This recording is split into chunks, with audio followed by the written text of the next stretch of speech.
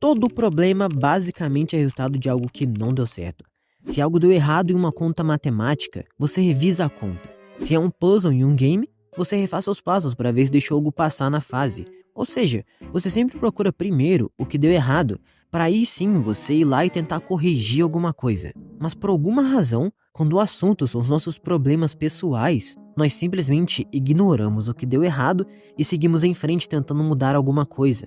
Eu acho que eu não preciso dizer que claramente isso não faz sentido. É como tentar colocar mais números em uma conta que já está errada ou tentar ir para a fase seguinte, mesmo sabendo que o puzzle ainda está incompleto e ainda por cima ficar puto por causa disso. E talvez essa seja a explicação do porquê que sempre que você tenta mudar quem você é, aplicar uma rotina nova na sua vida ou tentar algo novo, sempre acabe dando errado. Nesse vídeo, então, o que eu proponho é que a gente pare de focar um pouco nas soluções e nos métodos práticos para focarmos naquilo que realmente importa, mas que você anda ignorando: os seus sentimentos. Eu sou o Pablo e você está no Ideias Viajantes. Um conceito que a gente aprende no livro A Coragem de Não Agradar é que não existe uma atitude sequer que nós tomemos que não tenha uma razão por trás, uma motivação. Só que o que mais importa pra gente aqui é que às vezes essa motivação vem de algum medo ou crença de incapacidade que nós temos e não achamos uma forma de lidar, o que acaba fazendo com que nós mesmos nos limitemos com frases do tipo "eu não consigo fazer isso", "não tenho tempo" e etc. Só que o que complica é que, dependendo do quanto nós afundamos nosso verdadeiro motivo para fazer algo ou não, é que a gente simplesmente entra em negação e começa a dar voltas e voltas em cima de mentiras que nós contamos para nós mesmos tentando nos justificar. Recentemente eu passei por algo que eu acredito que pode exemplificar isso bem, e foi exatamente a produção desse vídeo. Para quem não sabe ou só não tá muito habituado a produzir vídeos pra internet, pode não entender tão bem, mas cara, tem vezes que isso mexe com a sua cabeça de jeito. Principalmente quando você começa a ficar ansioso por medo do vídeo dar errado. E sério, antes de começar a fazer esse vídeo, e até quando eu estava escrevendo o roteiro dele, eu estava sentindo muito esse medo. Tanto que já teve momentos que eu só simplesmente deitei na minha cama paralisado por horas pelo medo de esse vídeo poder dar errado. Só que eu só consegui admitir esse medo quando eu comecei a fazer o vídeo, porque antes eu não queria admitir pra mim mesmo esse medo que eu tinha de, talvez, fracassar e ter que lidar com a sensação que isso deixa. Então as mentiras que eu usava para desviar disso, para não lidar com os meus problemas, eram as clássicas. Que eu tava sem tempo, ou que naquela hora não dava porque o tempo tava curto, então que era melhor separar uma hora só pra isso. Tirando quando eu não só ia direto pro videogame para poder procrastinar.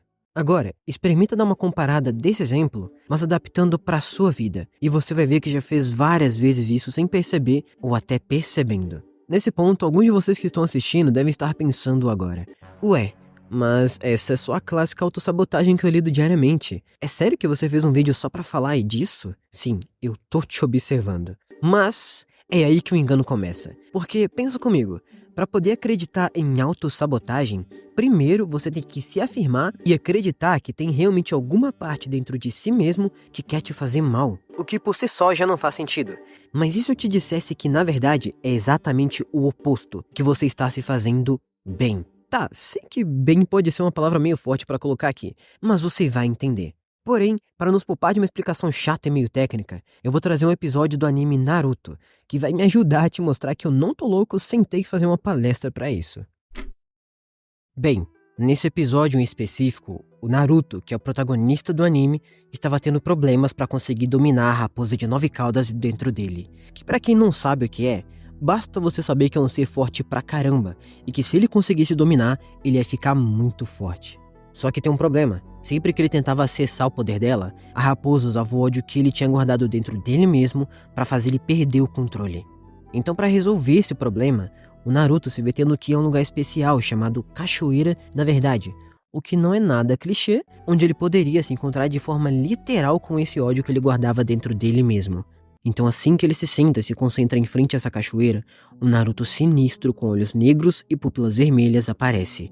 O Naruto nesse momento tinha acessado seu subconsciente e estava cara a cara com seu próprio ódio reprimido. Nesse primeiro encontro com essa versão sombria dele, o Naruto simplesmente tenta sair no soco com ela a fim de tentar domar o próprio ódio na força, enquanto escutava algumas provocações dela afirmando que ela sim é que era o verdadeiro Naruto. Porém, como eles tinham a mesma técnica de combate, essa luta só não chegou a lugar nenhum. Agora vamos lá. O que eu acho interessante nessa primeira parte é que sempre que o Naruto cogita essa ideia de realmente ser esse ódio, ele acaba entrando em negação. E na minha opinião, isso reflete muito bem a nossa própria realidade. Qual de nós que nunca sentiu medo de encarar nossa parte mais obscura, por assim dizer? O medo de talvez ter que aceitar que nós não sejamos tão bons quanto pensamos. E às vezes, dependendo do seu caso, de sequer conseguir acreditar que você tem um lado bom. Então, com medo disso, a gente só dá uma de Naruto e enterra os nossos sentimentos bem lá no fundo. Baita decisão madura, por sinal. Mas voltando ao episódio, se deparando com todos esses dilemas, com esse medo e essa confusão, depois de ter sido derrotado pelo seu próprio ódio ao tentar usar a força, ele sai de lá para refletir e acaba se encontrando com uma pessoa que ele começa a querer observar mais de perto. Porque por mais que ele tenha conhecido ela bem recentemente, havia um motivo em especial para isso. É porque ela já tinha passado por aquele mesmo teste que ele estava tentando passar, e o mais importante, tinha conseguido concluir ele. Então, depois de observar o Bi, que é o nome dele, o Naruto percebeu que, diferente dele mesmo, o Bi parecia ter orgulho de si mesmo, além de sempre agir com confiança, mesmo que no passado eles tenham passado pelos mesmos preconceitos por ter esses seres dentro deles. Aquilo fez o Naruto refletir bastante sobre ele mesmo. Assim que ele volta, o lado sombrio dele já aparece de novo e começa a provocar ele. Mas, em vez de tentar brigar com essa versão sombria de novo, mesmo com ela tentando fazer ele se lembrar do quanto eles sofreram no passado para fazer com que ele perdesse o controle, o Naruto só responde dizendo que, mesmo que ele tenha sofrido e ficado com medo de não conseguir abandonar essa raiva, ele não podia mais se prender, mas que tinha que, na verdade, acreditar na sua própria mudança. O lado sombrio do Naruto fica possesso quando ele fala isso. E pergunta se o Naruto considera ele um fardo então.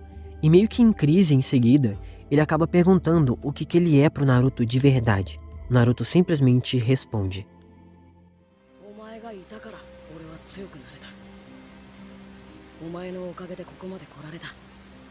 emocionado, com raiva e chorando, ele faz então uma última pergunta pro Naruto.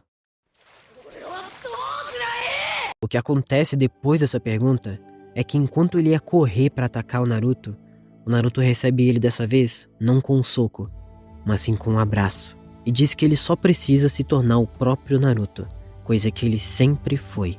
Depois dessas palavras, os olhos lacrimejando dele deixam de ser negros em uma cena emocionante dele se dissolvendo nos braços do Naruto.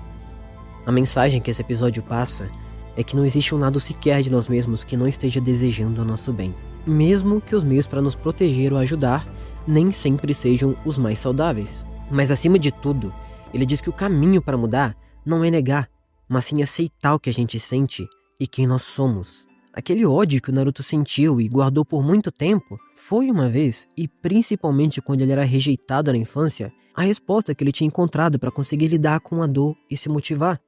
E é muito provável que você que está assistindo esse vídeo já tenha feito isso para lidar com algo que te aconteceu. Você já pode ter projetado um bloqueio emocional para lidar com o término, para não ter que passar por isso de novo.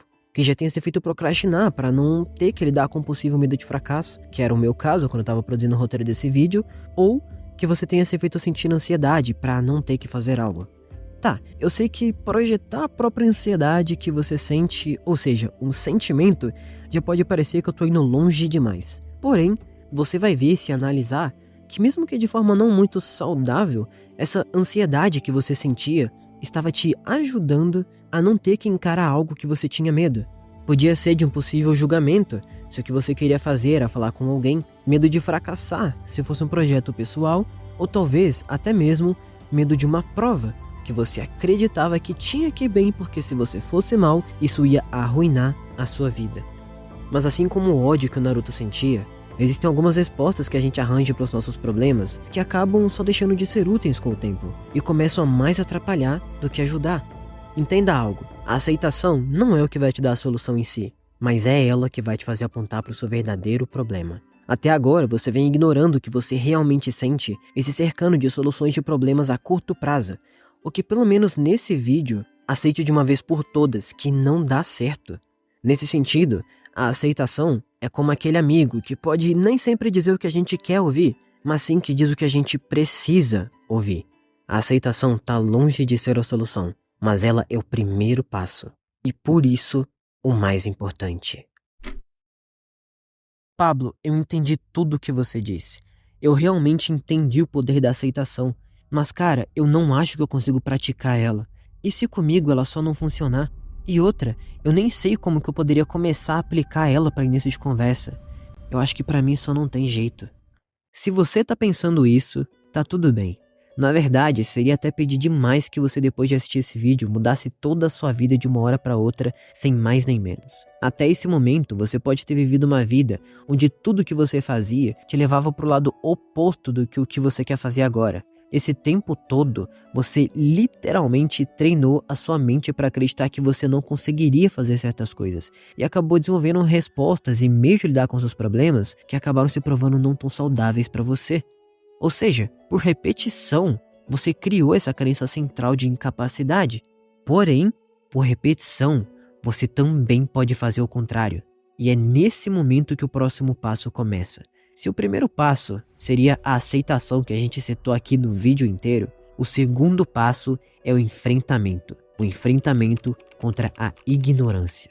Eu aposto que, de forma metafórica, ver esse vídeo fez você sentir como se uma venda que você estivesse usando há muito tempo tivesse sido tirada dos seus olhos. E aí você começou a acreditar que talvez fosse possível mudar e que existiam outras opções além de sofrer.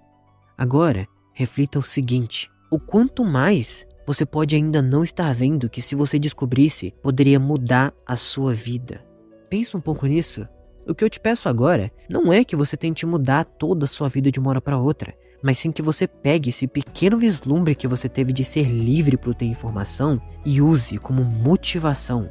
Motivação para ir buscar literaturas que te ajude a se entender, que vão te mostrar novas perspectivas. Motivação para finalmente começar a mudar a sua vida, mas dessa vez do jeito certo, com você sabendo que a mudança é um passo a passo e que você não pode ignorar o processo.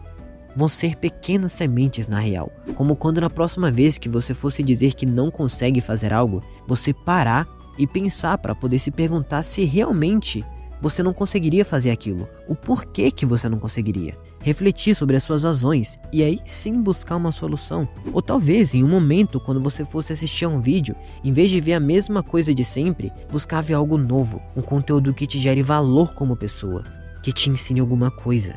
A melhor forma de conseguir mudar é você primeiro sentir que é possível, e o que vai te dar essa sensação de liberdade, de capacidade, é a informação, o estudo. E tá, eu sei que a partir do momento que eu falo a palavra estudo, alguns de vocês simplesmente dropam e começam a pensar: ah lá, já tá vindo com ideia errada. Mas deixa eu te contar uma coisinha que pode mudar um pouco a sua visão. Eu percebi quando eu comecei a estudar um pouco, que o que mais influencia nós acharmos algo chato ou não, ou de queremos fazer algo ou não, é a impressão que a gente tem daquela coisa em si. Exemplo, antes eu achava que estudar era bem chato, porque eu ainda ficava na perspectiva das pessoas que só diziam que estudar era importante, quando na real eu não via muito uma razão em si que me motivasse a ir estudar. Então meio que só se tornava chato pra mim. Eu preferia muito mais jogar um game, por exemplo. Mas quando eu percebi que estudar me recompensaria, me dando prazer de viver, além de ter a capacidade de fazer vídeos como esse, estudar virou uma necessidade insubstituível. Depois disso, eu comecei às vezes a abdicar de momentos que eu ia jogar, coisa que antes eu nunca faria, para ir estudar. E sinceramente, eu não sinto que eu perdi tempo fazendo isso. A verdade é que muitas coisas que a gente acha chato ou difícil de fazer, que a gente não conseguiria ou sequer teria saco para fazer, nem mesmo se estivesse sendo ameaçado de morte, só precisam de uma nova perspectiva para fazer a gente ver seu verdadeiro valor.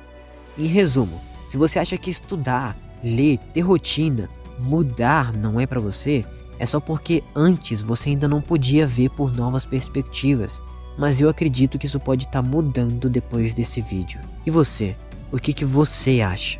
É a sua vez. Me conta a sua experiência depois de ver esse vídeo e o que você recomendaria alguém fazer se você já tem um pouco de experiência e quer ajudar alguém. Independente de tudo, nós somos todos aprendizes. Até eu posso aprender com o que você disser. Se inscreve se não for inscrito, compartilhe o vídeo com alguém que você acha que esse vídeo pode ajudar e dá o like. Vão estar aparecendo 2 vídeos na sua frente que talvez você possa gostar de assistir. E por fim, sei que às vezes tudo parece estar indo por água abaixo, mas tem horas que tudo que precisamos é só de viajar um pouco nas ideias.